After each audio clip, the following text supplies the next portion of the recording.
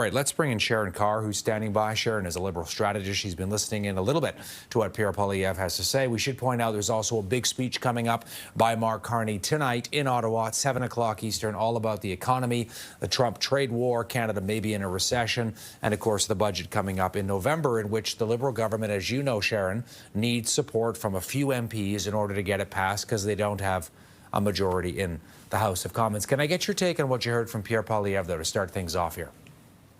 Well, you know, I wrote a piece about this for CTV just a few days ago, and I got to say, you're seeing a very different tone and tenor from what you did in that little podcast that he recorded, because he came in pretty hot and heavy to make some accusations, questioning one of the most fundamental institutions in this country that keeps Canadians safe. And what I've heard from a lot of Conservative MPs and members of the party is how frustrated and upset and disappointed they are hearing this rhetoric coming from PM Poilievre, because it is a few things. One, it is questioning the men and women who serve us in the RCMP and the institution itself. And secondly, it's showing that he's kind of this one-trick pony that can't give up on Trudeau, and I think it's spiraled very quickly.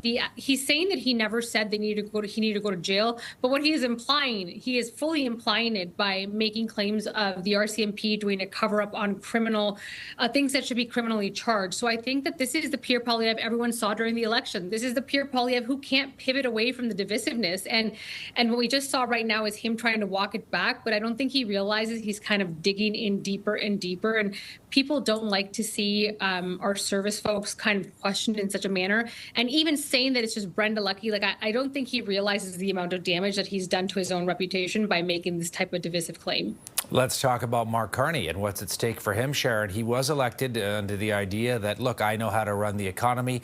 I can get a good trade deal with President Trump. There's still no deal. Canada might be in a recession already, and this budget is going to have a whole surge of new spending.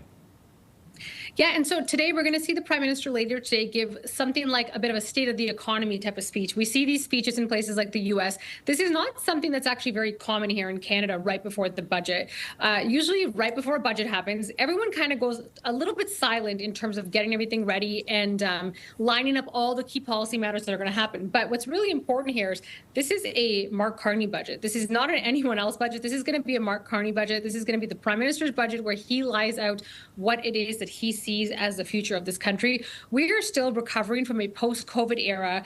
We're now in this recession-inducing era of Trump 2.0. And I know everyone is kind of on the tip of their toes wondering, where is this trade deal that we have? We're not dealing with someone who's fairly normal on the U.S. side. And what I'm hearing is there's been a lot of concessions made, and there is a potential deal on the horizon. The Prime Minister is going to APEC very soon. So tonight's speech, I think, is going to be his opportunity to lay everything out there, kind of condition people for what's to come on November 4th. And I think a message we're going to hear a lot about is that we have to spend to support. We're seeing automotive companies like Stellantis, who just picked up and left the country or is leaving the country. We're seeing uncertainty with tariffs with steel and aluminum. So I think the speech tonight is going to be his opportunity to say, you know what, we are going to spend in this budget, but it's to strengthen and support the country. Sharon Kaur, CTV News political analyst, with her take, joining us from Toronto. Good to see you, Sharon. Thanks for this. Thanks, Ed.